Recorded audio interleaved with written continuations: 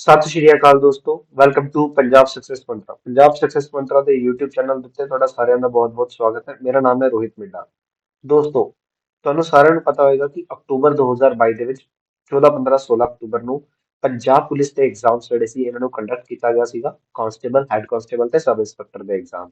ਤਾਂ ਇਹਨਾਂ ਐਗਜ਼ਾਮਸ ਦੇ ਬੇਸਿਕਲੀ ਜਿਹੜੇ ਕੁਐਸਚਨ ਪੁੱਛੇ ਗਏ, ਚਾਹੇ ਕਿਸੇ ਵੀ ਸਬਜੈਕਟ ਦੇ ਕੁਐਸਚਨਸ ਹੋਣ, ਚਾਹੇ ਉਹ ਇੰਗਲਿਸ਼ ਦੇ ਹੋਣ, ਚਾਹੇ ਉਹ ਮੈਥ ਦੇ ਹੋਣ, ਚਾਹੇ ਉਹ ਕੰਪਿਊਟਰ ਦੇ ਹੋਣ, ਚਾਹੇ ਉਹ ਰੀਜ਼ਨਿੰਗ ਦੇ ਹੋਣ, ਚਾਹੇ ਉਹ ਜੀਕੇ ਦੇ ਹੋਣ, ਅਸੀਂ ਹਰ ਤਰ੍ਹਾਂ ਦੇ ਕੁਐਸਚਨਸ ਨੂੰ ਡਿਸਕਸ ਕਰ ਚੁੱਕੇ ਹਾਂ। ਅੱਜ ਆਪਾਂ ਡਿਸਕਸ ਕਰਾਂਗੇ ਪੰਜਾਬ ਪੁਲਿਸ ਕਾਂਸਟੇਬਲ ਨੂੰ ਲੈ ਕੇ ਜੀਕੇ ਦੇ ਕੁਐਸਚਨ। ਜੀ ਹਾਂ, ਜੀਕੇ ਦੇ ਜਿਹੜੇ ਸਵਾਲ ਪੰਜਾਬ ਪੁਲਿਸ ਕਾਂਸਟੇਬਲ ਐਗਜ਼ਾਮ ਦੇ ਵਿੱਚ ਪੁੱਛੇ ਗਏ ਸੀਗੇ, ਅੱਜ ਉਹਨਾਂ ਨੂੰ ਆਪਾਂ ਡਿਸਕਸ ਕਰਨ ਵਾਲੇ ਹਾਂ। ਠੀਕ ਹੈ, ਤਾਂ ਕਲਾਸ ਬਹੁਤ ਇੰਪੋਰਟੈਂਟ ਰਹੇਗੀ। ਤੁਹਾਨੂੰ ਮੈਂ ਕੰਪਲੀਟ ਤਰੀਕੇ ਨਾਲ ਦੱਸੂਗਾ ਕਿ ਕਿਸ ਤਰ੍ਹਾਂ ਦੇ ਕੁਐਸਚਨਸ ਇਹਦੇ ਪੇਪਰ ਦੇ ਵਿੱਚ ਆਏ ਤੇ ਕਿਸ ਤਰ੍ਹਾਂ ਬੇਸਿਕਲੀ ਉਸਦਾ ਆਨਸਰ ਬਹੁਤ ਹੀ ਈਜ਼ੀ ਤਰੀਕੇ ਨਾਲ ਉਸਦਾ ਆਨਸਰ ਅਸੀਂ ਕਰ ਸਕਦੇ ਸੀਗੇ। ਇਹ ਸਾਰਾ ਕੁਝ ਆਪਾਂ ਡਿਸਕਸ ਕਰਾਂਗੇ। ਤਾਂ ਚਲੋ ਵੱਧਦੇ ਹਾਂ ਸਾਡੀ ਕਲਾਸ ਦੇ ਵੱਲ, ਦੇਖਦੇ ਹਾਂ ਸਾਡੀ ਕਲਾਸ ਦੇ ਵਿੱਚ ਅੱਗੇ ਕੀ ਹੋਣ ਵਾਲਾ ਹੈ। ਤਾਂ ਦੇਖੋ, ਪੰਜਾਬ ਸਕਸੈਸ ਮੰਤਰਾ ਆਪਣਾ ਨਵਾਂ ਆਫਲਾਈਨ ਆਨਲਾਈਨ ਬੈਚ ਲੈ ਕੇ ਆ ਰਿਹਾ 3 ਨਵੰਬਰ ਤੋਂ 3 ਨਵੰਬਰ 2022 ਤੋਂ ਪੰਜਾਬ ਸਕਸੈਸ ਮੰਤਰਾ ਦਾ ਇਹ ਆਫਲਾਈਨ ਆਨਲਾਈਨ ਬੈਚ ਸਟਾਰਟ ਹੋਣ ਜਾ ਰਿਹਾ ਹੈ। ਦਿਸ is the crash course, this is the 50 days crash course, ਜਿਸ ਦੇ ਵਿੱਚ ਅਸੀਂ ਕੰਪਲੀਟ ਸਿਲੇਬਸ ਜਿਹੜਾ ਹੈਗਾ ਕਵਰ ਕਰਾਂਗੇ। ਕੰਪਲੀਟ ਸਿਲੇਬਸ ਕਵਰ ਕਰਾਇਆ ਜਾਏਗਾ, ਜਿਸ ਦੇ ਵਿੱਚ ਹਰ ਸਬਜੈਕਟ ਜਿਹੜਾ ਵੀ ਐਗਜ਼ਾਮਸ ਦੇ ਵਿੱਚ ਪੁੱਛਿਆ ਜਾਂਦਾ ਹੈ। ਹੁਣ ਦੇਖੋ, ਐਗਜ਼ਾਮਸ ਜਿਹੜੇ ਸਾਡੇ ਨੇ ਜਨਵਰੀ ਮਹੀਨੇ ਦੇ ਵਿੱਚ ਹੋਣ ਵਾਲੇ ਨੇ। ਜਨਵਰੀ ਮਹੀਨੇ ਦੇ ਵਿੱਚ ਐਕਸਾਈਜ਼ ਇੰਸਪੈਕਟਰ, ਵੀਡੀਓ, ਪੀਟੀਪੀਐਲਐਸਪੀ ਕਲਰਕ ਐਂਡ ਉਸ ਤੋਂ ਬਾਅਦ ਸੀਨੀਅਰ ਅਸਿਸਟੈਂਟ, ਜਿਸ ਦੀ ਹਾਲੇ ਕੋਈ ਡੇਟ ਨਹੀਂ ਹੈ। ਬਾਕੀ ਤਿੰਨ ਐਗਜ਼ਾਮ ਦੀ ਸਾਡੇ ਕੋਲ ਡੇਟ ਹੈ, ਇਸ ਦੀ ਸਾਡੇ ਕੋਲ ਹਾਲੇ ਕੋਈ ਡੇਟ ਵੀ ਨਹੀਂ ਹੈ, ਬਟ ਐਕਸਪੈਕਟਡ ਹੈ ਸਾਡੇ ਕੋਲ ਜਨਵਰੀ ਜਾਂ ਫੈਬਰਵਰੀ ਦੇ ਵਿੱਚ ਐਗਜ਼ਾਮ ਹੋ ਸਕਦਾ ਹੈ। ਤਾਂ ਇਹਨਾਂ ਐਗਜ਼ਾਮਸ ਨੂੰ ਲੈ ਕੇ ਪੰਜਾਬ ਸਕਸੈਸ ਮੰਤਰਾ ਇੱਕ ਟਾਰਗੇਟ ਕੋਰਸ ਜਾਂ ਫਿਰ ਮੈਂ ਕਹਿ ਸਕਦਾ ਇੱਕ ਕ੍ਰੈਸ਼ ਕੋਰਸ ਅਸੀਂ ਸਟਾਰਟ ਕਰਨ ਜਾ ਰਹੇ ਹਾਂ। 50 ਡੇਜ਼ ਦੀ ਡਿਊਰੇਸ਼ਨ ਹੋਏਗੀ, ਜਿਸ ਦੇ ਵਿੱਚ ਕੰਪਲੀਟ ਸਿਲੇਬਸ ਕਰਾਇਆ ਜਾਏਗਾ, ਈਚ ਸਬਜੈਕਟ ਕਵਰ ਕੀਤਾ ਜਾਏਗਾ with the comprehensive way, Punjab police ਨੂੰ ਲੈ ਕੇ ਵੀ ਅਸੀਂ ਇੱਕ ਕ੍ਰੈਸ਼ ਕੋਰਸ ਚਲਾਇਆ ਸੀਗਾ। ਜਿੰਨੇ ਵੀ ਕੁਐਸਚਨਸ ਬੇਸਿਕਲੀ ਅਸੀਂ ਕ੍ਰੈਸ਼ ਕੋਰਸ ਦੇ ਵਿੱਚ ਜੋ ਵੀ ਪੜਾਇਆ ਗਿਆ ਸੀਗਾ, ਮੋਸਟਲੀ ਕੁਐਸਚਨਸ ਉਸ ਦੇ ਵਿੱਚੋਂ ਹੀ ਆਏ ਹੋਏ, ਮੋਸਟਲੀ ਕੁਐਸਚਨਸ ਉਸ ਦੇ ਵਿੱਚੋਂ ਹੀ ਕਰਾਏ ਗਏ ਨੇ। ਤਾਂ ਆਓ ਦੇਖਦੇ ਹਾਂ ਪੰਜਾਬ ਪੁਲਿਸ ਦੇ ਐਗਜ਼ਾਮ ਦੇ ਵਿੱਚ ਕਿਸ ਤਰ੍ਹਾਂ ਦੇ ਕੁਐਸਚਨ ਪੁੱਛੇ ਗਏ ਸੀਗੇ। ਤਾਂ ਪਹਿਲਾ ਕੁਐਸਚਨ ਸਾਡਾ ਇੱਥੇ ਪੁੱਛਿਆ ਗਿਆ, which ministry of the government of India organized the global Surya Namaskar demonstration program on 14th of January 2022 to commemorate the journey of the sun in the northern hemisphere। ਤਾਂ ਦੇਖੋ, ਭਾਰਤ ਸਰਕਾਰ ਦੇ ਕਿਹੜੇ ਮੰਤਰਾਲੇ ਨੇ 14 ਜਨਵਰੀ 2022 ਨੂੰ ਉੱਤਰੀ ਗੋਲਾਰਧ ਵਿੱਚ ਸੂਰਜ ਦੇ ਦਾਖਲ ਹੋਣ ਦੇ ਮੌਕੇ ਤੇ ਗਲੋਬਲ ਸੂਰਯ ਨਮਸਕਾਰ ਪ੍ਰਦਰਸ਼ਨੀ ਪ੍ਰੋਗਰਾਮ ਦਾ ਆਯੋਜਨ ਕੀਤਾ ਸੀਗਾ। ਸੋ ਬੇਸਿਕਲੀ ਦੇਖੋ, ਇੱਥੇ ਸਭ ਤੋਂ ਪਹਿਲਾਂ ਤੁਹਾਨੂੰ ਦੱਸੇ ਗਏ ਸੂਰਯ ਨਮਸਕਾਰ ਦੇ ਬੈਨੀਫਿਟਸ। ਠੀਕ ਹੈ, ਸੂਰਯ ਨਮਸਕਾਰ ਕਿਉਂ ਕੀਤਾ ਜਾਂਦਾ ਹੈ, ਉਸਦੇ ਸਾਰੇ ਬੈਨੀਫਿਟਸ ਦੱਸੇ ਗਏ। ਇਸ ਦੇ ਨਾਲ ਨਾਲ ਇੱਥੇ ਵੀ ਦੱਸਿਆ ਗਿਆ ਬੇਸਿਕਲੀ ਸਨ ਤੋਂ ਸਾਨੂੰ ਕੀ ਮਿਲਦਾ। ਸਨ ਤੋਂ ਸਾਨੂੰ ਜਿਹੜਾ ਵਿਟਾਮਿਨ ਡੀ ਮਿਲਦਾ ਹੈਗਾ, ਵਿਟਾਮਿਨ ਡੀ ਦੇ ਜਿਹੜੇ ਫਾਇਦੇ, ਵਿਟਾਮਿਨ ਡੀ ਦੇ ਜਿਹੜੇ ਫਾਇਦੇ ਆ ਉਹ ਦੱਸੇ ਗਏ ਕਿ ਵਿਟਾਮਿਨ ਡੀ ਸਾਡੀ ਬਾਡੀ ਨੂੰ ਬਹੁਤ ਜ਼ਰੂਰੀ ਹੁੰਦਾ ਬੇਸਿਕਲੀ, ਬਿਕੋਜ਼ ਮੋਸਟਲੀ ਪੀਪਲ ਦੇ ਵਿੱਚ ਵਿਟਾਮਿਨ ਡੀ ਦੀ ਡੈਫੀਸ਼ੀਐਂਸੀ ਪਾਈ ਜਾਂਦੀ ਹੈ, ਜਿਸ ਦੇ ਕਾਰਨ ਬਹੁਤ ਸਾਰੀ ਬਿਮਾਰੀਆਂ ਪੈਦਾ ਹੁੰਦੀਆਂ ਨੇ। ਤਾਂ ਵਿਟਾਮਿਨ ਡੀ ਯਾਨੀ ਕਿ ਸਨ ਐਕਸਪੋਜ਼ਰ ਸਾਡੇ ਲਈ ਬਹੁਤ ਜ਼ਰੂਰੀ ਹੈ। ਸਨ ਐਕਸਪੋਜ਼ਰ ਦੇ ਨਾਲ ਨਾਲ ਸੂਰਯ ਨਮਸਕਾਰ ਡੈਮੋਨਸਟ੍ਰੇਸ਼ਨ ਪ੍ਰੋਗਰਾਮ ਇੱਥੇ ਚਲਾਇਆ ਗਿਆ ਸੀਗਾ। This is ਬਾय ministry of Ayush, ministry of Ayush. Ayush ਦੀ ਗੱਲ ਕਰੀਏ, that is Ayurveda, yoga and naturopathy, ਯੂਨਾਨੀ ਸਿੱਧਾ ਐਂਡ ਹੋਮਿਓਪੈਥੀ, ਇਸ ਮਿਨਿਸਟਰੀ ਦੇ ਦੁਆਰਾ ਇਸ ਨੂੰ ਸਟਾਰਟ ਕੀਤਾ ਗਿਆ ਸੀਗਾ। ਸੋ ਬਹੁਤ ਹੀ ਆਸਾਨ ਜਿਹਾ ਕੁਐਸਚਨ ਸੀਗਾ ਜਿਹੜਾ ਸਾਡੇ ਪੇਪਰ ਦੇ ਵਿੱਚ ਪੁੱਛਿਆ ਗਿਆ ਸੀਗਾ, ਸਾਨੂੰ ਸਾਰਿਆਂ ਨੂੰ ਇਸਦਾ ਆਨਸਰ ਪਤਾ ਸੀਗਾ, that is ministry of Ayush. ਚਲੋ ਅੱਗੇ ਗੱਲ ਕਰਦੇ ਹਾਂ। ਨੈਕਸਟ ਕੁਐਸਚਨ ਜਿਹੜਾ ਸਾਨੂੰ ਇੱਥੇ ਪੁੱਛਿਆ ਗਿਆ, ਨੈਕਸਟ ਕੁਐਸਚਨ ਇੱਥੇ ਆਇਆ, who penned the prayer song Tamil Thai Vasathu, which was declared as a state song by the Tamil Nadu government on 17th of December 2021। 17 ਦਸੰਬਰ 2021 ਨੂੰ ਤਮਿਲਨਾਡੂ ਦੀ ਸਰਕਾਰ ਨੇ ਰਾਜ ਗੀਤ ਘੋਸ਼ਿਤ ਕੀਤਾ ਸੀਗਾ, ਜਿਸ ਦਾ ਨਾਮ ਸੀਗਾ ਤਮਿਲ ਥਾਈ ਵਾਜ਼ਤੂ। ਇਹ ਕਿਹਨੇ ਲਿਖਿਆ ਹੈ? ਸੋ ਬੇਸਿਕਲੀ ਇਹ ਲਿਖਿਆ ਹੋਇਆ ਹੈ ਮਨੋਨਮਯਮ ਮਨੋਨਮਨਿਯਮ ਸੁੰਦਰਨਰ ਨੇ। ਠੀਕ ਹੈ, ਇਸ ਨੂੰ ਇਹਨੇ ਲਿਖਿਆ ਹੋਇਆ ਹੈ, ਇਹਨਾਂ ਨੇ ਲਿਖਿਆ ਹੋਇਆ ਹੈ।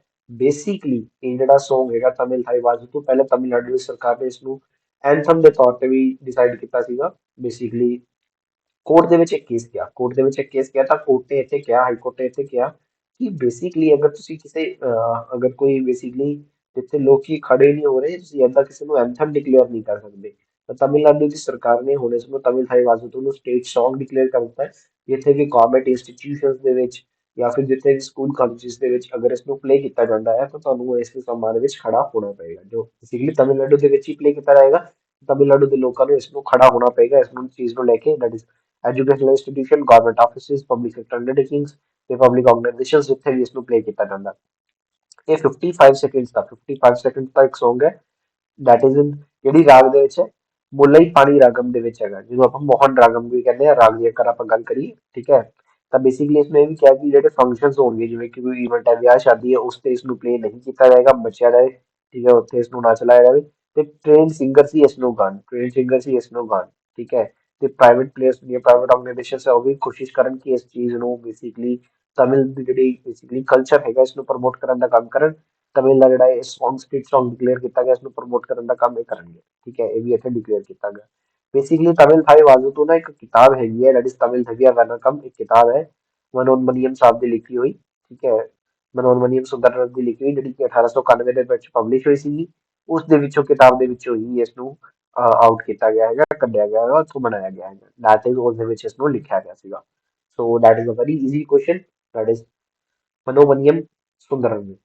चलो नेक्स्ट क्वेश्चन वाले देखते हैं नेक्स्ट क्वेश्चन साडा की कहता है name the first Indian weightlifter to win a gold medal in the women's 45 kg category at the IWF it is international weight lifting federation junior world championship held in Greece from 2 May to 10 May 2022 2 मई ਤੋਂ ਲੈ ਕੇ 10 ਮਈ 2022 ਤੱਕ Greece ਦੇ ਵਿੱਚ ਆਯੋਜਿਤ ਕੀਤੀਆਂ ਗਈਆਂ ਸੀ international weight lifting federation ਦੀਆਂ ਜੂਨੀਅਰ ਵਰਲਡ ਚੈਂਪੀਅਨਸ਼ਿਪਸ ਤਾਂ ਇਸ ਦੇ ਵਿੱਚ 45 ਕਿਲੋ ਦੀ ਕੈਟਾਗਰੀਜ਼ ਦੇ ਵਿੱਚ ਕਿਹੜੀ ਵੂਮਨਸ ਨੇ 골ਡ ਮੈਡਲ ਜਿੱਤਿਆ ਤੇ ਪਹਿਲੀ ਇੰਡੀਅਨ ਬਣੀ ਹੈ ਜਿਹਨੇ 골ਡ ਮੈਡਲ ਜਿੱਤਿਆ ਵੇਟ ਲਿਫਟਿੰਗ ਦੇ ਵਿੱਚ that is in the junior world championship that is Harshada Sharad Garud Harshada Sharad Garud ਇਹ ਫਸਟ ਫੀਮੇਲ ਬਣੀ ਹੈ ਫਸਟ ਫੀਮੇਲ ਜਿਨ੍ਹਾਂ ਨੇ ਕਿ 45 ਕਿਲੋਗ੍ਰਾਮ ਦੀ ਕੈਟਾਗਰੀ ਦੇ ਵਿੱਚ ਇੰਟਰਨੈਸ਼ਨਲ ਵੇਟ ਲਿਫਟਿੰਗ ਫੈਡਰੇਸ਼ਨ ਦੀ ਜੂਨੀਅਰ ਵਰਲਡ ਚੈਂਪੀਅਨਸ਼ਿਪ ਜਿਹੜੀ ਗ੍ਰੀਸ ਦੇ ਵਿੱਚ ਹੋਈ ਉਸ ਦੇ ਵਿੱਚ 골ਡ ਮੈਡਲ ਜਿੱਤਿਆ 45 ਕਿਲੋ ਕੈਟਾਗਰੀ ਦੇ ਵਿੱਚ 45 ਕਿਲੋ ਕੈਟਾਗਰੀ ਦੇ ਵਿੱਚ ਠੀਕ ਹੈ ਤੁਸੀਂ ਦੇਖ ਸਕਦੇ ਹੋ ਦੈਟ ਇਜ਼ ਦਾ 골ਡ ਇਹਨਾਂ ਨੇ ਜਿੱਤਿਆ ਸੀਗਾ ਹਰਸ਼ਦਾ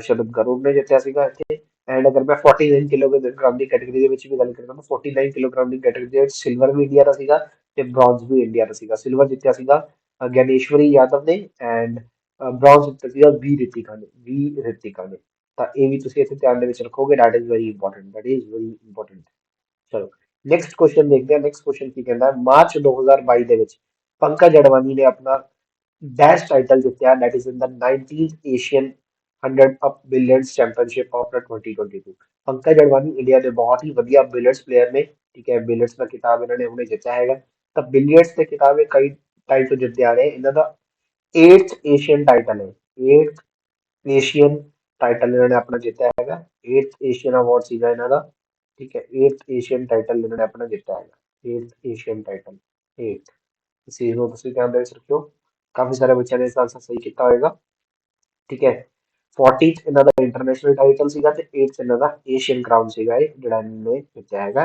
ਤਾਂ ਜਿਹੜੀ 19th Asian 100 UP period championship 2022 ਇਹ ਦੋਹਾ ਦੇ ਵਿੱਚ ਹੋਈ ਸੀ ਇਹ ਕਿੱਥੇ ਹੋਈ ਸੀਗੀ ਦੋਹਾ ਦੇ ਵਿੱਚ ਕੰਡਕਟ ਕੀਤੀ ਗਈ ਸੀ ਨੈਕਸਟ ਕੁਐਸਚਨ ਸਾਡੇ ਕੋਲ ਆ ਚੁੱਕਿਆ ਹੈਗਾ ਡਾਕਟਰ ਜਤਿੰਦਰ ਸਿੰਘ ਜੀ ਹੈ ਇਹਨਾਂ ਨੇ ਇੱਕ ਪ੍ਰੋਗਰਾਮ ਲਾਂਚ ਕੀਤਾ ਸੀਗਾ that is dare to era D TB ਠੀਕ ਹੈ dare to era D TB ਇਹ ਜਿਹੜਾ ਪ੍ਰੋਗਰਾਮ ਸਟਾਰਟ ਕੀਤਾ ਗਿਆ that is by department of biotechnology ministry of science and technology ਠੀਕ ਹੈ ਡਾਕਟਰ ਜਤਿੰਦਰ ਸਿੰਘ ਜੀ ਦੁਆਰਾ ਇਸ ਨੂੰ ਅਨਾਉਂਸ ਕੀਤਾ ਗਿਆ ਸੀਗਾ ਤਾਂ ਕਦੋਂ ਇਸ ਨੂੰ ਲਾਂਚ ਕੀਤਾ ਗਿਆ ਤਾਂ ਦੇਖੋ ਬੇਸਿਕਲੀ ਮਾਰਚ ਦੀ ਜਦੋਂ ਆਪਾਂ ਗੱਲ ਕਰਦੇ ਹਾਂ ਨਾ ਮਾਰਚ ਮਹੀਨੇ 'ਚ ਸਾਡੇ ਕੋਲ ਹੁੰਦਾ ਟੀਬੀ ਡੇ ਵਰਲਡ ਟੀਬੀ ਡੇ ਵਰਲਡ ਟੀਵੀ ਡੇ ਤੇ ਟੀਵੀ ਡੇ ਕਦੋਂ ਹੁੰਦਾ ਹੈ ਤਾਂ ਟੀਵੀ ਡੇ ਦੇ ਓਕੇਜ਼ਨ ਤੇ ਹੀ ਇੱਥੇ dare to era D TB launch ਕੀਤਾ ਗਿਆ ਸੀਗਾ that is 24th of March 2022 24 ਮਾਰਚ ਨੂੰ ਸਾਡੇ ਕੋਲ ਹੁੰਦਾ ਹੈ ਵਰਲਡ ਟੀਵੀ ਡੇ ਠੀਕ ਹੈ ਇੰਡੀਆ ਦੇ ਵਿੱਚ ਕੈਂਪੇਨ ਹੋਰ ਵੀ ਚੱਲ ਰਿਹਾ ਹੈਗਾ ਦੈਟ ਇਜ਼ ਟੀਵੀ ਹਾਰੇਗਾ ਦੇਸ਼ ਜਿੱਤੇਗਾ ਕੈਂਪੇਨ ਟੀਵੀ ਹਾਰੇਗਾ ਦੇਸ਼ ਜਿੱਤੇਗਾ ਦੇਸ਼ जीतेगा कैंपेन ये भी इंडिया ਦੇ ਵਿੱਚ ਇੱਥੇ ਚੱਲ ਰਿਹਾ ਹੈਗਾ ਸੋ that is very very important and India to be TV free by India ਜਿਹੜਾ ਹੈ ਟੀਵੀ ਫ੍ਰੀ ਜਿਹੜਾ ਹੋਣ ਜਾ ਰਿਹਾ ਹੈ India to be TV free by ਹਾਂਜੀ ਇੰਡੀਆ ਕਦੋਂ ਟੀਵੀ ਫ੍ਰੀ ਹੋਣ ਜਾ ਰਿਹਾ ਹੈ India to be TV free by 2025 ਇਹ ਇੱਥੇ ਸਾਡਾ ਅਸੀਂ ਟਾਰਗੇਟ ਸੈੱਟ ਕੀਤਾ ਹੋਇਆ ਅਸੀਂ ਆਪਣਾ ਟਾਰਗੇਟ ਸੈੱਟ ਇੱਥੇ ਕੀਤਾ ਹੋਇਆ ਸੋ ਇੰਡੀਆ ਗੱਲਾਂ ਮੈਂ ਦੱਸ ਰਿਹਾ ਇਹਨਾਂ ਨੂੰ ਤੁਸੀਂ ਧਿਆਨ ਦੇ ਵਿੱਚ ਰੱਖਿਓ ਨੈਕਸਟ ਐਗਜ਼ਾਮਸ ਦੇ ਵਿੱਚ ਤੁਹਾਨੂੰ ਕੰਮ ਆ ਸਕਦੀਆਂ ਨੇ ਚਲੋ ਅੱਗੇ ਚੱਲਦੇ ਹਾਂ ਨੈਕਸਟ ਕੁਐਸਚਨ ਦੇ ਵੱਲ ਆਰਬੀਆਈ ਦੀ ਐਨੂਅਲ ਰਿਪੋਰਟ 2021-22 ਦੇ accordingly the monetary policy of RBI ਨੇ ਰੀਅਲ ਜੀਡੀਪੀ ਨੂੰ ਰਿਵਾਈਜ਼ ਕਰ ਦਿੱਤਾ according to what is the real GDP growth for 2022-2023 now projected ਹਾਂਜੀ ਦੇਖੋ ਇਹ ਕੁਐਸਚਨ ਜਿਹੜਾ ਹੈਗਾ ਨਾ ਬੇਸਿਕਲੀ ਦਾ ਦੇਖੋ ਜਿਹੜੀ ਮੋਨੇਟਰੀ ਪਾਲਿਸੀ ਹੈਗੀ ਨਾ ਇਸ ਦੀ ਰਿਪੋਰਟ ਬਾਈ ਮੰਥਲੀ ਆਉਂਦੀ ਹੈ ਇਸ ਦੀ ਰਿਪੋਰਟ ਬਾਈ ਮੰਥਲੀ ਆਉਂਦੀ ਹੈ ਤੇ ਇਹ ਜਿਹੜਾ ਸਵਾਲ ਪੁੱਛਿਆ ਗਿਆ ਨਾ, ਇਹ ਸਵਾਲ ਪੁੱਛਿਆ ਗਿਆ ਅਗਸਤ ਦੀ ਰਿਪੋਰਟ ਦੇ ਅਕੋਰਡਿੰਗਲੀ, ਅਗਸਤ 2022 ਦੀ ਰਿਪੋਰਟ ਦੇ ਅਕੋਰਡਿੰਗਲੀ। ਅਦਰਵਾਈਜ਼ ਅਕਤੂਬਰ 2022 ਦੇ ਵਿੱਚ, ਯਾਨੀ ਕਿ ਮੈਂ 30 ਸਤੰਬਰ 1 ਅਕਤੂਬਰ ਦੇ ਨੇੜੇ ਤੇੜੇ ਦੀ ਗੱਲ ਕਰ ਰਿਹਾ, ਉਦੋਂ ਇਸ ਨੂੰ ਫਿਰ ਤੋਂ ਰਿਵਾਈਜ਼ ਕਰ ਦਿੱਤਾ ਗਿਆ ਸੀਗਾ, ਇਹ ਰੇਟ ਚੇਂਜ ਹੋ ਚੁੱਕਿਆ ਸੀਗਾ।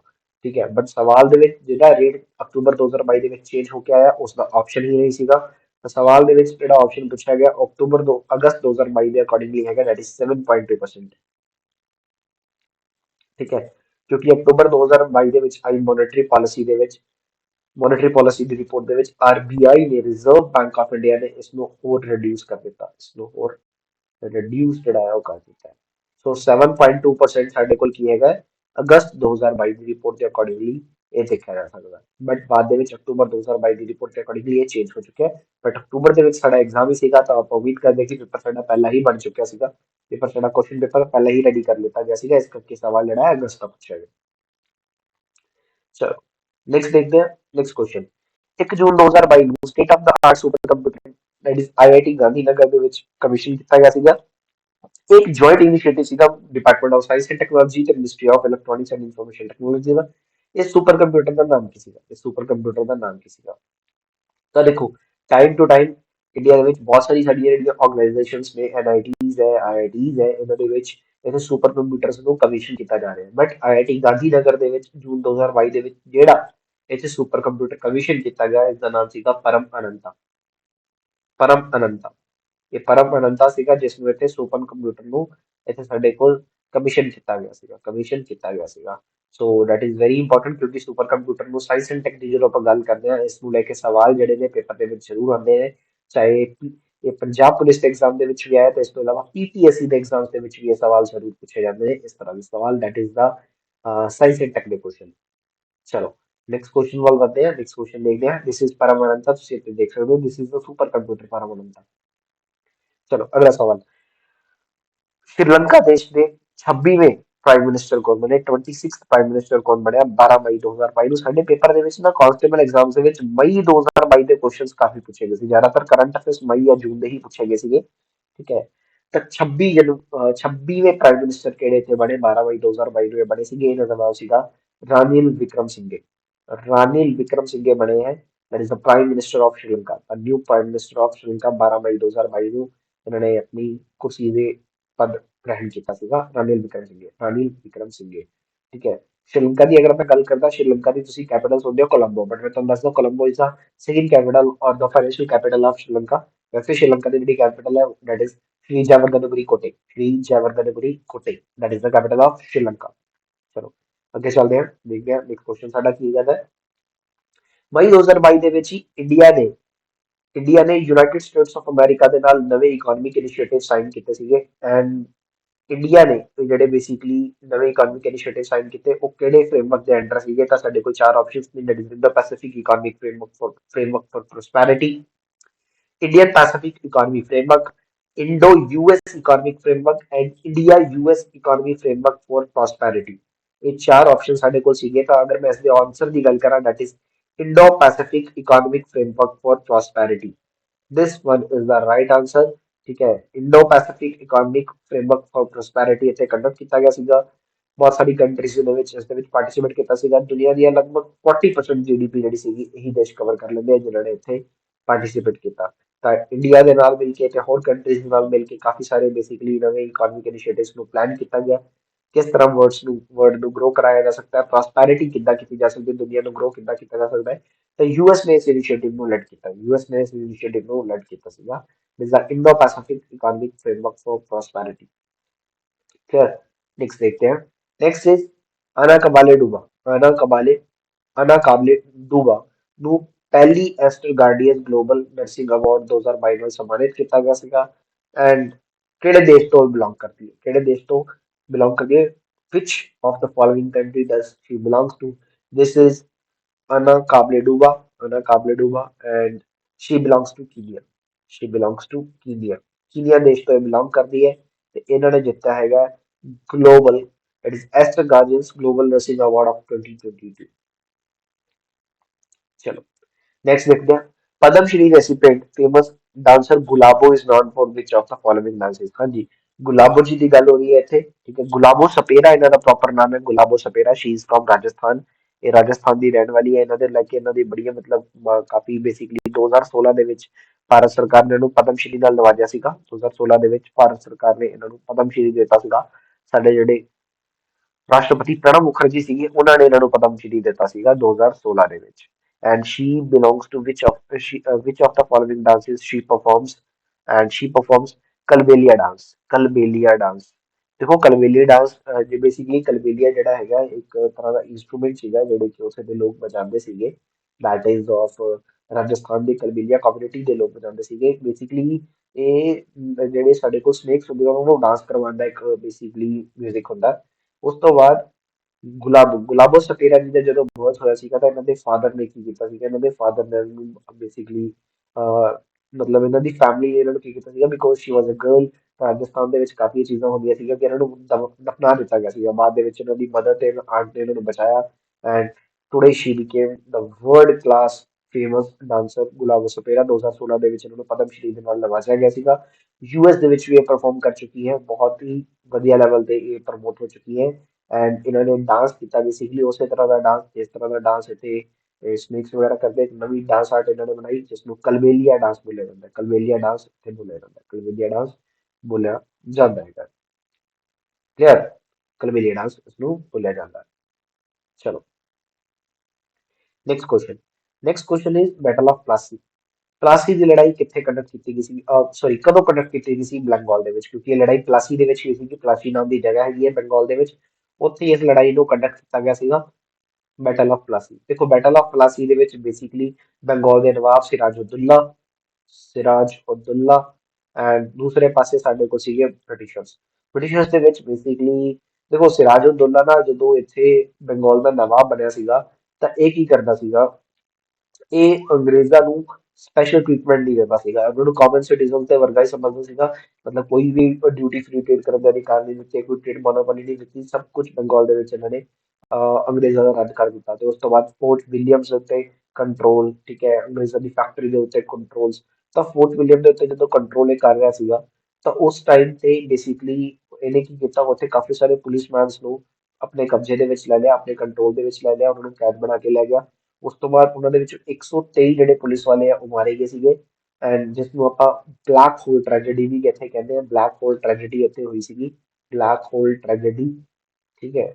ਉਸ ਤੋਂ ਬਾਅਦ ਬ੍ਰਿਟਿਸ਼ਰਸ ਨੇ ਰੋਬਰਟ ਕਲਾਈਵ ਨੂੰ ਭੇਜਿਆ ਸੀਗਾ, ਰੋਬਰਟ ਕਲਾਈਵ ਨੂੰ ਇੱਥੇ ਭੇਜਿਆ ਗਿਆ ਸੀਗਾ। ਤਾਂ ਰੋਬਰਟ ਕਲਾਈਵ ਬਾय हुक और बाय क्रुक ਕੀ ਕਰੇਗਾ, ਬਾय हुक और बाय क्रुक ਇੱਥੇ ਸਿਰਾਜੁद्दौला ਨੂੰ ਹਟਾਏਗਾ, ਮਾਰੇਗਾ, ਠੀਕ ਹੈ।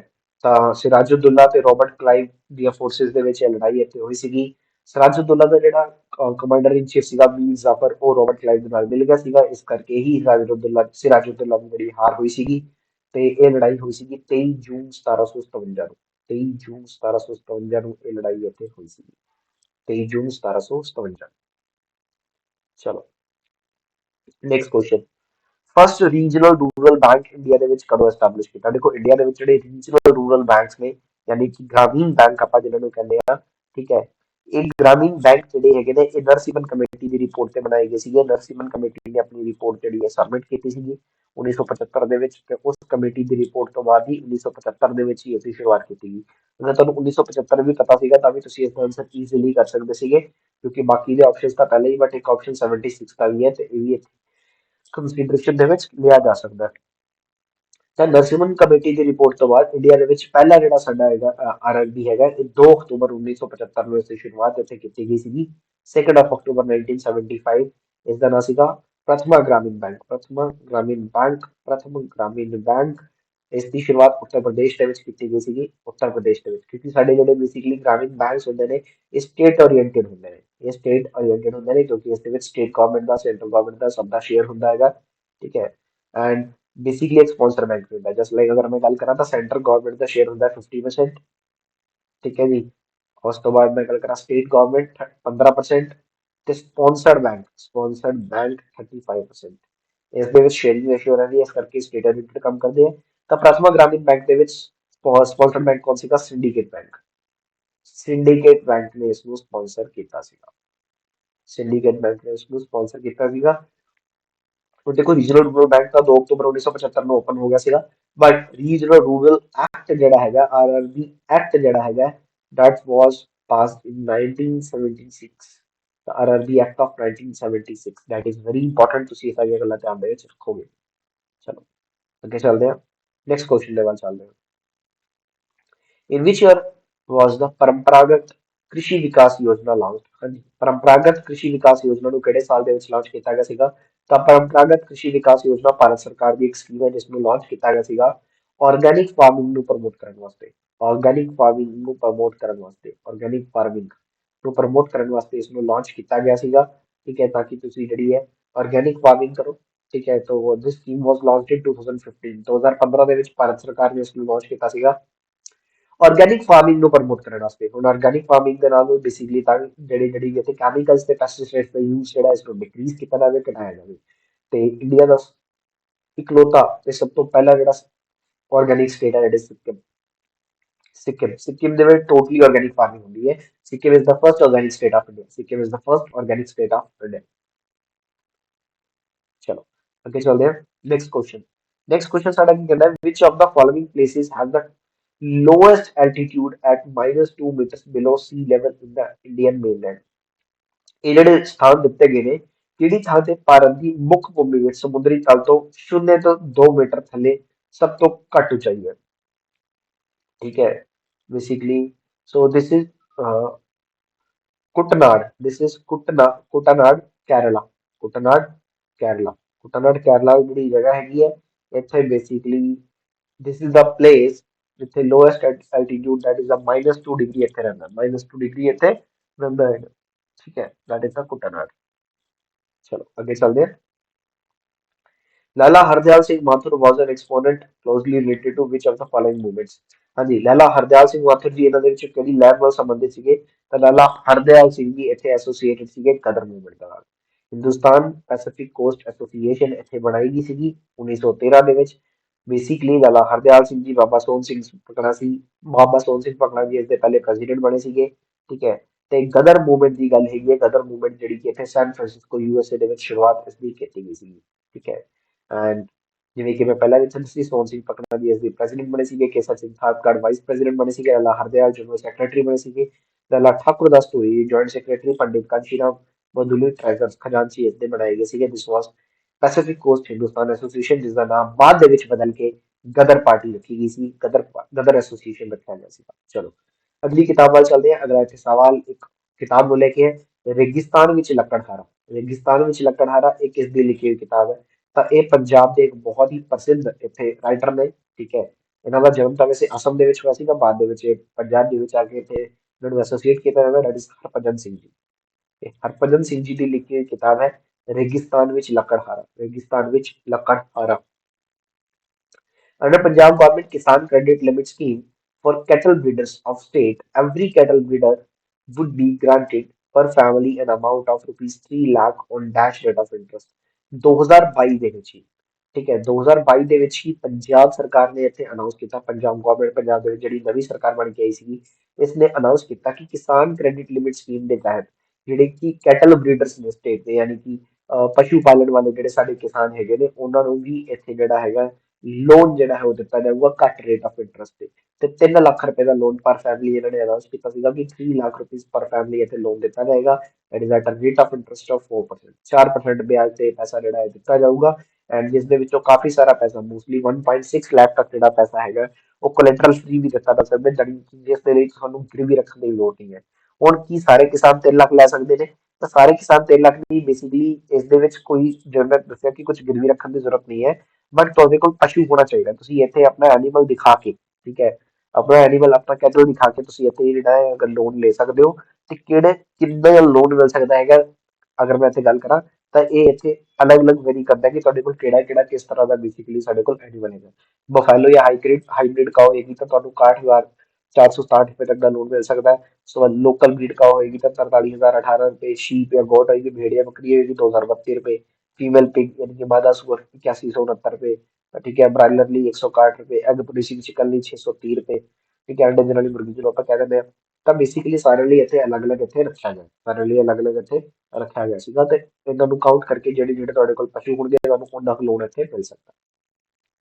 ਚਲੋ ਅੱਗੇ ਚੱਲਦੇ ਹਾਂ, ਇੱਕ ਸਵਾਲ ਸਾਡਾ ਆ ਚੁੱਕਿਆ ਹੈਗਾ, what type of soil is found in the flood plains of Punjab. Punjab ਦੇ ਜਿਹੜੇ ਫਲੱਡ ਪਲੇਨਸ ਰੀਜਨਸ ਨੇ ਇਹਨਾਂ ਦੇ ਵਿੱਚ ਕਿਸ ਤਰ੍ਹਾਂ ਦੀ ਮਿੱਟੀ ਪਾਈ ਜਾਂਦੀ ਹੈ, ਠੀਕ ਹੈ। ਸਿਰੋਜ਼ਮ ਜ਼ੈਮਸ, ਉਸ ਤੋਂ ਬਾਅਦ ਖੱਦਰ ਸੋਇਲ, ਲਾਵੀ ਸੋਇਲ ਜਾਂ ਕਾਂਡੀ ਸੋਇਲ, ਕਿਸ ਤਰ੍ਹਾਂ ਦੀ ਮਿੱਟੀ ਇੱਥੇ ਪਾਈ ਜਾਂਦੀ ਹੈ। ਤਾਂ ਇੱਥੇ ਪਾਈ ਜਾਂਦੀ ਹੈ ਖੱਦਰ ਮਿੱਟੀ। ਖੱਦਰ ਮਿੱਟੀ ਜਿਹੜੀ ਹੈਗੀ ਹੈ, ਖੱਦਰ ਸੋਇਲ ਜਿਹੜੀ ਹੈਗੀ ਹੈ ਉਹ ਇੱਥੇ ਪਾਈ ਜਾਂਦੀ ਹੈਗੀ ਹੈ ਫਲੱਡ ਪਲੇਨਸ ਦੇ ਵਿੱਚ, ਫਲੱਡ ਪਲੇਨਸ ਦੇ ਵਿੱਚ, ਠੀਕ ਹੈ। ਫਲੱਡ ਪਲੇਨਸ ਜਿਹਨੂੰ ਆਪਾਂ ਬੈਡ ਸੋਇਲਸ ਵੀ ਕਹਿ ਦਿੰਦੇ ਹਾਂ, ਬੈਡ ਸੋਇਲਸ ਜਾਂ ਖੱਦਰ ਸੋਇਲਸ, ਠੀਕ ਹੈ, ਫਲੱਡ ਪਲੇਨ ਰੀਜਨਸ ਦੇ ਵਿੱਚ ਪਾਈ ਜਾਂਦੀ ਹੈਗੀ ਹੈ, ਜੈਸੇ ਸਤਲੁਜ, ਰਾਵੀ, ਬਿਆਸ, ਘੱਗਰ ਦੇ ਜਿਹੜੇ ਨੇੜੇ ਤੇੜੇ ਦੇ ਇਲਾਕੇ ਨੇ, ਠੀਕ ਹੈ। ਇਹ ਮਿੱਟੀ ਯੈਲੋਇਸ਼ ਬਰਾਊਨ ਕਲਰ ਦੀ ਹੁੰਦੀ ਹੈ, ਯੈਲੋਇਸ਼ ਬਰਾਊਨ ਕਲਰ ਦੀ ਹੁੰਦੀ ਹੈ।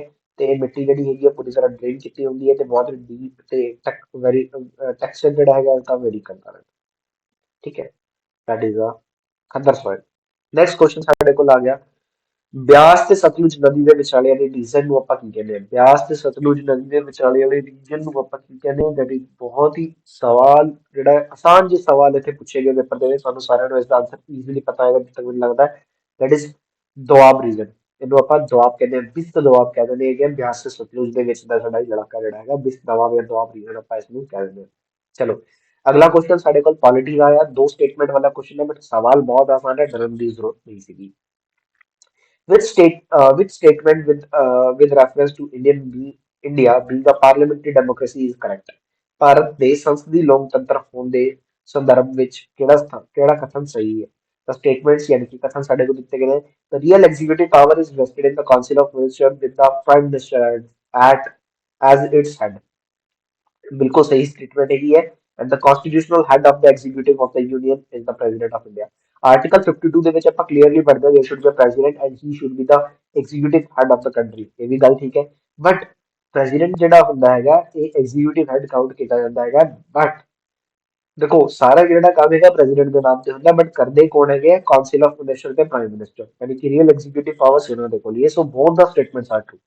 ਦੋਨੋਂ ਦੀਆਂ ਦੋਨੋਂ ਸਟੇਟਮੈਂਟਸ ਇੱਥੇ ਸਾਡੇ ਕੋਲ ਸਹੀ ਨੇ। both the statements are true। दोनों ये दोनों statements ਸਾਡੇ ਕੋਲ ਇੱਥੇ ਸਹੀ ਹੈਗੀਆਂ ਨੇ। ਚਲੋ ਅਗਲਾ ਕੁਐਸਚਨ ਸਾਡੇ ਕੋਲ ਆ ਚੁੱਕਿਆ ਹੈਗਾ, which of the following articles were deleted from the list of fundamental rights by 44th Amendment Act of 1978। we all know that ਸਾਨੂੰ ਸਾਰਿਆਂ ਨੂੰ ਪਤਾ ਹੈਗਾ ਕਿ ਪਹਿਲਾਂ ਸਾਡੇ ਕੋਲ 7 ਮੌਲਿਕ ਅਧਿਕਾਰ ਸੀਗੇ, 7 ਫੰਡਾਮੈਂਟਲ ਰਾਈਟ ਸੀਗੇ। ਪ੍ਰੈਜ਼ੈਂਟਲੀ ਸਾਡੇ ਕੋਲ 6 ਫੰਡਾਮੈਂਟਲ ਰਾਈਟ ਨੇ। ਪ੍ਰੈਜ਼ੈਂਟਲੀ ਸਾਡੇ ਕੋਲ 6 ਫੰਡਾਮੈਂਟਲ ਰਾਈਟ ਨੇ। ਤਾਂ ਇਹ ਜਿਹੜੇ 6 ਫੰਡਾਮੈਂਟਲ ਰਾਈਟ ਸਾਡੇ ਕੋਲ ਹੈਗੇ ਨੇ ਤੇ ਪਹਿਲਾਂ 7 ਸੀਗੇ, ਤਾਂ ਇੱਕ ਫੰਡਾਮੈਂਟਲ ਰਾਈਟ ਜਿਹੜਾ ਘਟਿਆ ਕਿੱਥੇ ਗਿਆ। So this was right to property. Right to property ਇਹਨੂੰ ਆਪਾਂ ਕਹਿੰਦੇ ਆ ਆਰਟੀਕਲ 35, ਠੀਕ ਹੈ। So right to property is now no more a fundamental right। This was removed by 44th Amendment of 1978। Article 31 ਨੂੰ remove ਕਰ ਦਿੱਤਾ ਗਿਆ ਸੀਗਾ। And now this is now a constitutional legal right under Article 300A। Article 300A ਦੇ ਤਹਿਤ ਇੱਕ constitutional legal right ਹੈਗਾ। ਚਲੋ ਅੱਗੇ ਚੱਲਦੇ ਹਾਂ ਨੈਕਸਟ ਕੁਐਸਚਨ। ਬਹੁਤ ਹੀ ਨਾਰਮਲ ਜਿਹੇ ਕੁਐਸਚਨ ਸਾਡੇ ਪੇਪਰ ਦੇ ਵਿੱਚ ਇੱਥੇ ਪੁੱਛੇ ਗਏ ਸੀਗੇ, ਠੀਕ ਹੈ। Which of the following schedules of the Constitution of India deals with the provision as to judges of the Supreme Court and the High Courts। ਤਾਂ ਇਹਨਾਂ ਦੇ ਵਿੱਚੋਂ ਕਿਹੜਾ ਸ਼ਡਿਊਲ ਸੁਪਰੀਮ ਕੋਰਟ ਤੇ ਹਾਈ ਕੋਰਟ ਦੇ ਜੱਜਿਸ ਨੂੰ ਲੈ ਕੇ ਪ੍ਰੋਵੀਜ਼ਨ ਪ੍ਰੋਵਾਈਡ ਕਰਦਾ ਹੈ। ਤੇ ਸਾਨੂੰ ਸਾਰਿਆਂ ਨੂੰ ਪਤਾ, ਦੇਖੋ ਸ਼ਡਿਊਲ 1 ਤਾਂ ਸਾਡਾ ਯੂਨੀਅਨ ਤੇ ਟੈਰੀਟਰੀਜ਼ ਦੇ ਨੇਮ ਤੇ ਟੈਰੀਟਰੀਜ਼ ਦੀ ਗੱਲ ਕਰਦਾ ਹੈਗਾ। ਸ਼ਡਿਊਲ 2 ਜਿਹੜਾ ਹੈਗਾ ਇੱਥੇ ਅਮੋਲੂਮੈਂਟਸ ਦੀ ਗੱਲ ਕਰਦਾ ਹੈ, ਅਮੋਲੂਮੈਂਟਸ ਤੇ ਅਲਾਉਂਸਸ ਦੀ ਗੱਲ ਕਰਦਾ ਹੈਗਾ। ਕਿਹਦੇ ਕਿਹਦੇ, president, vice president, speaker of Lok Sabha, speaker of legislative assembly, chairman of Rajya Sabha, chairman of that is the state legislative council। ਉਸ ਤੋਂ ਬਾਅਦ ਇਹਨਾਂ ਦੇ ਡੈਪਟੀ ਚੇਅਰਮੈਨ ਵੀ ਤੇ ਡੈਪਟੀ ਸਪੀਕਰ ਵੀ। ਉਸ ਤੋਂ ਬਾਅਦ ਸੁਪਰੀਮ ਕੋਰਟ ਤੇ ਹਾਈ ਕੋਰਟ ਦੇ ਜਿਹੜੇ ਜੱਜਿਸ ਹੁੰਦੇ ਨੇ ਉਹਨਾਂ ਦੇ ਵੀ। So this is schedule 2। This is schedule 2 which deals with the Supreme Court and High Court judges, provision related to Supreme Court and High Court judges। That is दूसरी अनुसूची। नेक्स्ट क्वेश्चन मॉडर्न हिस्ट्री का पूछा जाएगा। The first attempt by Indians themselves to prepare a constitution of India was made in which of the following thing। हाँ जी, Gandhi report, Nehru report, मस्त report, Ambedkar report. So this was Nehru report. Nehru report ਆਈ ਸੀਗੀ 1928 ਦੇ ਵਿੱਚ, ਜਦੋਂ ਸਾਈਮਨ ਕਮਿਸ਼ਨ ਆਇਆ ਸੀਗਾ। ਸਾਈਮਨ ਕਮਿਸ਼ਨ ਤੋਂ ਬਾਅਦ ਨਹਿਰੂ ਜੀ ਨੇ ਆਪਣੀ ਇੱਕ ਰਿਪੋਰਟ ਦਿੱਤੀ। ਦਿਸ ਵਾਸ ਆਲਵੇਸ ਰਿਮੈਂਬਰ ਦਿਸ ਵਾਸ ਨਾਟ ਜੇਐਲ ਨਹਿਰੂ ਰਿਪੋਰਟ, ਨਾਟ ਜਵਾਹਰ ਲਾਲ ਨਹਿਰੂ ਰਿਪੋर्ट, ਦਿਸ ਵਾਸ ਮੋਤੀਲਾਲ ਨਹਿਰੂ ਰਿਪੋर्ट। ਇਹ ਮੋਤੀਲਾਲ ਨਹਿਰੂ ਰਿਪੋर्ट ਸੀਗੀ ਜਿਹੜੀ ਕਿ 1928 ਦੇ ਵਿੱਚ ਆਈ ਸੀਗੀ। ਇਸ ਤੋਂ ਬਾਅਦ ਜਿੰਨਾ ਸਾਹਿਬ ਦਾ 14 ਪੁਆਇੰਟ ਫਾਰਮੂਲਾ ਆਇਆ ਸੀਗਾ, ਜਿੰਨਾ 14 ਪੁਆਇੰਟ ਫਾਰਮੂਲਾ, ਠੀਕ ਹੈ, ਜਿੰਨਾ ਦਾ 14 ਪੁਆਇੰਟ ਫਾਰਮੂਲਾ ਇੱਥੇ ਆਇਆ ਸੀਗਾ। ਸੋ ਦਿਸ ਇਜ਼ ਉਸ ਤੋਂ ਬਾਅਦ 1928 ਦੇ ਵਿੱਚ ਜਦੋਂ ਇੱਥੇ ਕਾਂਗਰਸ ਦਾ ਸੈਸ਼ਨ ਹੋਇਆ ਸੀਗਾ ਤਾਂ ਉਹਨਾਂ ਨੇ ਨਹਿਰੂ ਰਿਪੋਰਟ ਨੂੰ ਕੰਸੀਡਰ ਕੀਤਾ ਸੀਗਾ ਤੇ ਕਨਸਟੀਟਿਊਸ਼ਨ ਦੀ ਡਿਮਾਂਡ ਜਿਹੜੀ ਹੈਗੀ ਹੈ ਉਸ ਨੂੰ ਕੰਸੀਡਰ ਕੀਤਾ ਸੀ। ਚਲ ਅੱਗੇ ਚੱਲਦੇ ਨੈਕਸਟ ਕੁਐਸਚਨ ਦੇ ਵੱਲ। In the national interest, Parliament can make laws with respect to any matters enumerated in the state list, and such a resolution must be passed by the Council of States by which of the following? देखो सब तो पहला council of states की होता है। Council of states राज्य सभा का एक दूसरा नाम है, तो सारे को पता होना चाहिए। राज्यसभा का एक दूसरा नाम है काउंसिल ऑफ स्टेट्स।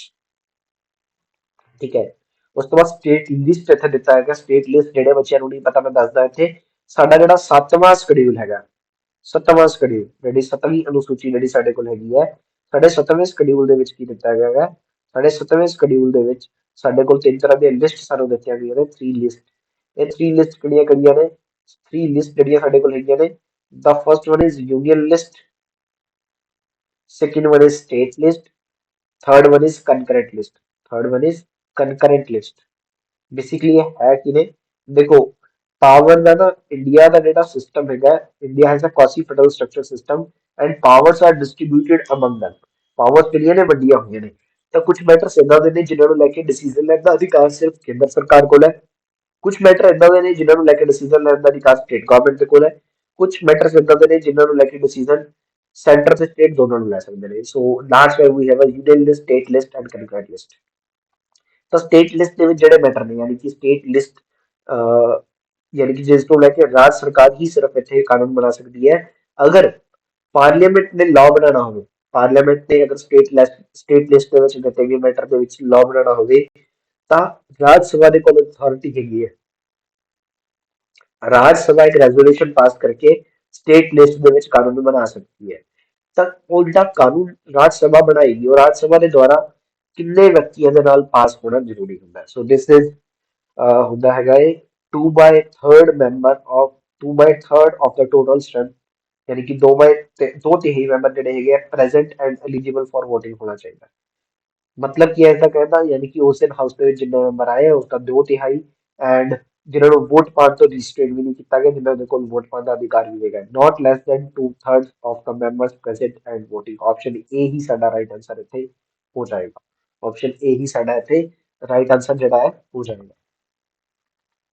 ਚਲੋ ਅਗਲੇ ਸਵਾਲ ਦੇ ਵੱਲ ਚੱਲਦੇ ਹਾਂ। ਅਗਲਾ ਸਵਾਲ ਕੀ ਕਹਿੰਦਾ ਹੈਗਾ? As per Article 159 of the Constitution of India, the governor and every person discharging the function of the governor before entering her office make the subscribe an oath। देखो ਹੁਣ क्वेश्चन ਕਿੰਨਾ ਵੱਡਾ ਦਿੱਤਾ ਹੋਇਆ, ਬਟ ਸਵਾਲ ਇੱਕ ਸਿੰਪਲ ਜਿਹਾ ਪੁੱਛਿਆ ਹੈਗਾ ਕਿ ਗਵਰਨਰ ਨੂੰ ਓਥ ਕੌਣ ਦਵਾਉਂਦਾ ਹੈ? ਗਵਰਨਰ ਜਿਹੜਾ ਸਾਡਾ ਰਾਜਪਾਲ ਹੁੰਦਾ ਹੈ, ਉਸ ਰਾਜਪਾਲ ਨੂੰ, ਠੀਕ ਹੈ, ਉਸ ਰਾਜਪਾਲ ਨੂੰ ਓਥ ਕਿਹੜਾ ਵਿਅਕਤੀ ਦਵਾਉਂਦਾ ਹੈ? ਤਾਂ ਰਾਜਪਾਲ ਨੂੰ ਓਥ ਦਵਾਉਂਦਾ ਹੈਗਾ ਕੰਸਰਨ ਸਟੇਟ ਦਾ ਜਿਹੜਾ ਹਾਈ ਕੋਰਟ ਹੋਏਗਾ, ਉਸ ਦੇ ਜਿਹੜੇ ਚੀਫ ਜਸਟਿਸ ਹੋਣਗੇ, ਉਸ ਦੇ ਜਿਹੜੇ ਚੀਫ ਜਸਟਿਸ ਹੋਣਗੇ। ਸੋ ਦ ਪ੍ਰੈਜ਼ੀਡੈਂਟ ਆਫ ਇੰਡੀਆ ਪਹਿਲਾ ਆਪਸ਼ਨ ਸਾਡਾ ਨਹੀਂ ਹੋ ਸਕਦਾ, ਦ ਪ੍ਰੀਵੀਅਸ ਗਵਰਨਰ ਆਫ ਸਟੇਟ ਨਹੀਂ, the Chief Justice of the High Court or in his absence the senior most judge of the court available। That is totally true। Option C ਸਾਡਾ right answer ਇੱਥੇ ਹੋ ਜਾਏਗਾ।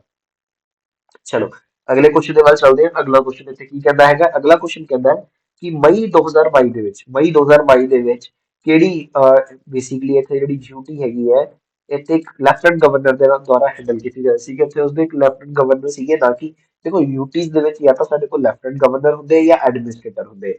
ਜਿਵੇਂ ਚੰਡੀਗੜ੍ਹ ਦੇ ਵਿੱਚ administrator ਹੈ, Dadra and Nagar Haveli ਦੇ ਵਿੱਚ ਸਾਡੇ ਕੋਲ ਐਡਮਿਨਿਸਟ੍ਰੇਟਰ ਹੈ, ਠੀਕ ਹੈ। ਲਕਸ਼ਦੀਪ ਦੇ ਵਿੱਚ ਵੀ ਸਾਡੇ ਕੋਲ ਐਡਮਿਨਿਸਟ੍ਰੇਟਰ ਹੈ ਐਂਡ ਅੰਡੇਮਾਨ ਨਿਕੋਬਾਰ ਆਈਲੈਂਡ ਦੇ ਵਿੱਚ ਸਾਡੇ ਕੋਲ ਕੀ ਹੈਗਾ? Lieutenant governor. And who is the lieutenant governor of Andaman Nicobar island? Davinder Kumar Joshi. Davinder Kumar Joshi. And ਦੇਖੋ ਜਿਹੜੇ ਚੰਡੀਗੜ੍ਹ ਦੀ ਅਗਰ ਮੈਂ ਗੱਲ ਕਰਾਂ, ਚੰਡੀਗੜ੍ਹ ਪੰਜਾਬ ਤੇ ਹਰਿਆਣਾ ਦੋਨਾਂ ਦੀ ਰਾਜਧਾਨੀ ਹੈ। ਚੰਡੀਗੜ੍ਹ ਦੇ ਜਿਹੜੇ ਐਡਮਿਨਿਸਟ੍ਰੇਟਰ ਹੁੰਦੇ ਨੇ ਉਹ ਪੰਜਾਬ ਦੇ ਗਵਰਨਰ ਹੀ ਹੁੰਦੇ ਨੇ। ਪੰਜਾਬ ਸਟੇਟ ਦਾ ਜਿਹੜਾ ਗਵਰਨਰ ਹੋਏਗਾ ਉਹੀ ਚੰਡੀਗੜ੍ਹ ਦਾ ਐਡਮਿਨਿਸਟ੍ਰੇਟਰ ਵੀ ਹੋਏਗਾ, ਯਾਨੀ ਕਿ ਮੇਰੇ ਗੱਲ ਉਹੀ ਜਿਹਦੀ ਆਪਾਂ ਗੱਲ ਕਰ ਰਹੇ ਇੱਥੇ, ਠੀਕ ਹੈ, ਚੰਡੀਗੜ੍ਹ। ਚਲੋ ਅਗਲਾ ਸਵਾਲ। Control over posting and promotion of the grant of leave to persons belonging to the judicial service of a state and holding any post inferior to the post of district judge is vested in those hands। ਸਵਾਲ ਕੀ ਪੁੱਛਿਆ ਜਾ ਰਿਹਾ ਹੈਗਾ ਕਿ ਕਿਸੇ ਰਾਜ ਦੇ ਵਿੱਚ ਜਿਹੜੇ ਕੋਰਟ ਇੱਥੇ ਹੈਗੇ ਨੇ, ਠੀਕ ਹੈ, ਜਿਹੜੇ ਵੀ ਵਿਅਕਤੀ ਇੱਥੇ ਕੋਰਟਸ ਦੇ ਵਿੱਚ ਵਰਕ ਕਰ ਰਹੇ ਨੇ, ਕਲਰਕ ਹੈ ਜਾਂ ਜੱਜਿਸ ਵੀ ਨੇ, ਠੀਕ ਹੈ, ਇਹਨਾਂ ਨੂੰ ਪੋਸਟਿੰਗ ਦੇਣੀ, ਇਹਨਾਂ ਦੀ ਪ੍ਰਮੋਸ਼ਨ ਦੇਣੀ ਜਾਂ ਇਹਨਾਂ ਨੂੰ ਬੇਸਿਕਲੀ ਛੁੱਟੀ ਦੇਣੀ, ਇਹ ਕਿਸ ਦੇ ਹੱਥ ਵਿੱਚ ਹੁੰਦੀਆਂ ਨੇ ਪਾਵਰਸ? ਇਹ ਪਾਵਰਸ ਕਿਸ ਦੇ ਹੱਥ ਵਿੱਚ ਹੁੰਦੀਆਂ ਨੇ? ਗਵਰਨਰ ਦੇ ਹੱਥ ਵਿੱਚ, ਡਿਸਟ੍ਰਿਕਟ ਜੱਜ ਦੇ ਹੱਥ ਵਿੱਚ, ਹਾਈ ਕੋਰਟ ਦੇ ਹੱਥ ਵਿੱਚ ਜਾਂ ਚੀਫ ਮਿਨਿਸਟਰ ਦੇ ਹੱਥ ਵਿੱਚ, ਤੇ ਪਾਵਰ ਹੁੰਦੀ ਹੈ ਹਾਈ ਕੋਰਟ ਦੀ। ਤੇ ਪਾਵਰ ਹੁੰਦੀ ਹੈ ਹਾਈ ਕੋਰਟ ਦੀ। ਹਾਈ ਕੋਰਟ ਇਸ ਚੀਜ਼ ਨੂੰ ਲੈ ਕੇ ਡਿਸੀਜਨ ਜਿਹੜਾ ਹੈ ਲਏਗਾ। Which of the following state is exempted from having panchayat, ਇਹਨਾਂ ਦੇ ਵਿੱਚੋਂ ਕਿਹੜੀ ਸਟੇਟ ਪੰਚਾਇਤ ਤੋਂ ਐਗਜ਼ੈਂਪਟਡ ਹੈ, ਯਾਨੀ ਕਿ ਇੱਥੇ ਪੰਚਾਇਤ ਨਹੀਂ ਹੈ, ਇੱਥੇ ਪੰਚਾਇਤ ਨਹੀਂ ਹੈ। ਤਾਂ ਦੇਖੋ, ਜਸਟ ਲਾਈਕ ਅਗਰ ਮੈਂ ਗੱਲ ਕਰਾਂ ਮਿਜ਼ੋਰਮ, ਮਿਜ਼ੋਰਮ ਤਾਂ ਆਪਸ਼ਨ ਨਹੀਂ ਹੈ, ਇੱਥੇ ਪੰਚਾਇਤ ਨਹੀਂ ਹੈ। नागालैंड, ਇੱਥੇ ਵੀ ਪੰਚਾਇਤ नहीं है। These are the exempted state, and the next one is Meghalaya. These are the exemption states from the panchayats. So Meghalaya is our right answer. Meghalaya साडा इत्थे सही उत्तर हो जाएगा। Next question. When Apna Kam scheme, the first launched by the government of Rajasthan, what was the ratio of investment of government and the rural people, donors, NGO, community groups, and respectively? हाँ जी, ਤਾਂ ਰਾਜਸਥਾਨ ਦੀ ਸਰਕਾਰ ਨੇ ਇੱਕ scheme ਚਲਾਈ ਸੀਗੀ 1991 ਦੇ ਵਿੱਚ, 1991 ਦੇ ਵਿੱਚ, that is ਆਪਣਾ ਗਾਂव ਆਪਣਾ ਕੰਮ, ਆਪਣਾ ਗਾਂव ਆਪਣਾ ਕੰਮ, ਯਾਨੀ ਕਿ ਰੋਜ਼ਗਾਰ ਨੂੰ ਇਨਕਰੀਜ਼ ਕਰਨ ਵਾਸਤੇ, ਠੀਕ ਹੈ, ਸੈਲਫ ਏਮਪਲੋਇਮੈਂਟ ਨੂੰ ਬੂਸਟ ਕਰਨ ਵਾਸਤੇ। ਇਸ ਦੇ ਵਿੱਚ ਸਰਕਾਰ ਜਿਹੜੀ ਹੈ ਰਾਜਸਥਾਨ ਦੀ ਸਰਕਾਰ ਵੀ ਕੰਟਰੀਬਿਊਸ਼ਨ ਕਰਦੀ ਹੈ। ਤਾਂ ਸਰਕਾਰ ਦੀ ਕੰਟਰੀਬਿਊਸ਼ਨ ਦੇ ਨਾਲ ਰੂਰਲ ਪੀਪਲ ਜਾਂ ਡਾਂਗਰਸ ਜਾਂ ਐਨਜੀਓ ਕਿੰਨੀ ਡੋਨੇਸ਼ਨ ਕਰ ਸਕਦੇ, ਮਤਲਬ ਰੇਸ਼ੀਓ ਪੁੱਛੀ ਗਈ ਹੈ ਇੱਥੇ, ਠੀਕ ਹੈ।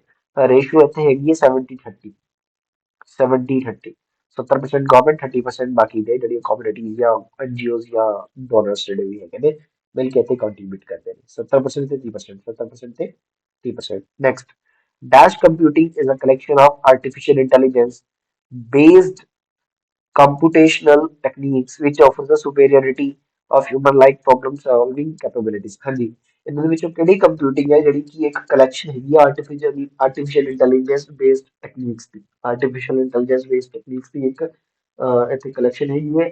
हाँ जी, so this is soft computing, this is soft computing, soft computing। Next, which of the following properties of a gas does not increase with the increase of temperature? अगर temperature increase ਹੁੰਦਾ ਹੈਗਾ ਤੇ ਇਹਨਾਂ ਦੇ ਵਿੱਚੋਂ ਕਿਹੜੀ property ਜਿਹੜੀ ਹੈ ਉਹ increase ਨਹੀਂ ਹੁੰਦੀ, ਨਹੀਂ ਹੁੰਦੀ। So this is density, density ਜਿਹੜੀ ਹੈ ਉਹ ਨਹੀਂ ਵਧਦੀ, ਠੀਕ ਹੈ, density ਜਿਹੜੀ ਹੈ ਉਹ increase ਨਹੀਂ ਹੁੰਦੀ, that is with the increase in temperature, density ਨਹੀਂ ਵਧਦੀ। Dash is the transferring of a call from a channel or a base station to another base station। ਇੱਕ base station ਤੋਂ ਦੂਸਰੇ base station ਤੇ ਜਦੋਂ call transfer ਕਰਨੀ ਹੋਵੇ, ਇਸ ਨੂੰ ਆਪਾਂ ਕੀ ਬੋਲਦੇ ਹਾਂ, ਇਸ ਨੂੰ ਆਪਾਂ ਕੀ ਬੋਲਦੇ ਹਾਂ, ਇਸ ਨੂੰ ਬੋਲਦੇ ਹੈ hand off ਕਰਨਾ, ਇਸ ਨੂੰ ਬੋਲਦੇ ਹੈ hand off ਕਰਨਾ, hand off ਕਰਨਾ। ਲੰਗਸ ਦੇ ਵਿੱਚ ਜਿੱਥੇ ਆਕਸੀਜਨ ਐਂਟਰ ਕਰਦੀ ਹੈ ਤੇ ਕਾਰਬਨ ਡਾਈਆਕਸਾਈਡ ਬਾਹਰ ਆਉਂਦੀ ਹੈ ਖੂਨ ਦੇ ਵਿੱਚੋਂ, ਉਹਨੂੰ ਕੀ ਕਹਿੰਦੇ ਆ, ਉਸ ਪਾਰਟ ਨੂੰ ਕੀ ਕਹਿੰਦੇ ਆ? ਹਾਂਜੀ, ਸਾਡੇ ਫੇਫੜਿਆਂ ਦੇ ਵਿੱਚੋਂ ਸਾਡਾ ਲਹੂ, ਸਾਡੇ ਲਹੂ ਵਿੱਚ ਜਿੱਥੋਂ ਆਕਸੀਜਨ ਵੜਦੀ ਹੈ ਤੇ ਕਾਰਬਨ ਡਾਈਆਕਸਾਈਡ ਬਾਹਰ ਨਿਕਲਦੀ ਹੈ, ਇਸ ਏਰੀਆ ਨੂੰ ਕੀ ਕਹਿੰਦੇ ਆ? ਹਾਂਜੀ, ਇਸ ਨੂੰ ਕਹਿੰਦੇ ਆ alveoli, alveoli, alveoli. Next, cultivation of such crops which have different natural habit and zero competition. ਹਾਂਜੀ, ਇਹੋ ਜਿਹੀਆਂ ਕ੍ਰੌਪਸ ਨੂੰ ਕੀ ਕਹਿੰਦੇ ਆ? ਇਹੋ ਜਿਹੀ ਕ੍ਰੌਪਸ ਨੂੰ ਕੀ ਕਹਿੰਦੇ ਆ ਜਿਨ੍ਹਾਂ ਦੇ ਵਿੱਚ ਨੈਚੁਰਲ, ਡਿਫਰੈਂਟ ਨੈਚੁਰਲ ਹੈਬਿਟ ਹੁੰਦਾ ਹੈ ਤੇ ਜ਼ੀਰੋ ਕੰਪੀਟੀਸ਼ਨ ਹੁੰਦਾ ਹੈ, ਇਸ ਨੂੰ ਕਹਿੰਦੇ ਆ ਪੈਰਲਲ ਕ੍ਰੌਪਿੰਗ, ਪੈਰਲਲ ਕ੍ਰੌਪਿੰਗ, ਪੈਰਲਲ ਕ੍ਰੌਪਿੰਗ। हाँ जी, which irrigation is one of the latest method of irrigation which is becoming increasingly popular in areas where with water scarcity and salt problems। हाँ जी, ਜਿੱਥੇ basically ਸਿੰਚਾਈ ਦੀ ਸਭ ਤੋਂ ਤਾਜ਼ਾ ਬੇਸਿਕਲੀ ਸਿੰਚਾਈ ਦੀ ਸਭ ਤੋਂ ਤਾਜ਼ਾ ਵਿਧੀ ਕਿਹੜੀ ਹੈ, ਜਿੱਥੇ ਪਾਣੀ ਦੀ ਥੋੜ੍ਹ ਤੇ ਲੂਣ ਦੀਆਂ ਸਮੱਸਿਆਵਾਂ ਵਾਲੇ ਖੇਤਰ ਵਿੱਚ ਵਰਤਮਾਨ ਤੌਰ ਤੇ ਪ੍ਰਚਲਿਤ ਹੋ ਰਹੀ ਹੈ, ਯਾਨੀ ਕਿ ਜਿੱਥੇ ਪਾਣੀ ਥੋੜਾ ਹੈਗਾ, ਠੀਕ ਹੈ, ਜਾਂ ਪਾਣੀ ਦੀ ਪ੍ਰੋਬਲਮ ਹੈ, ਉੱਥੇ ਕਿਹੜੀ ਇਰੀਗੇਸ਼ਨ ਚੱਲਦੀ? That is the drip irrigation system ਚਲਾਇਆ ਜਾਂਦਾ। ਮੈਂ ਤੁਹਾਨੂੰ ਦਿਖਾਉਂਦਾ ਕਿਸ ਤਰ੍ਹਾਂ ਹੁੰਦਾ ਡ੍ਰਿਪ ਇਰੀਗੇਸ਼ਨ ਸਿਸਟਮ। ਤਾਂ ਡ੍ਰਿਪ ਲੱਗਦੀ ਹੈ ਇੱਥੇ, ਠੀਕ ਹੈ, ਇਸ ਤਰ੍ਹਾਂ ਚੱਲ ਜਾਂਦਾ ਹੈ।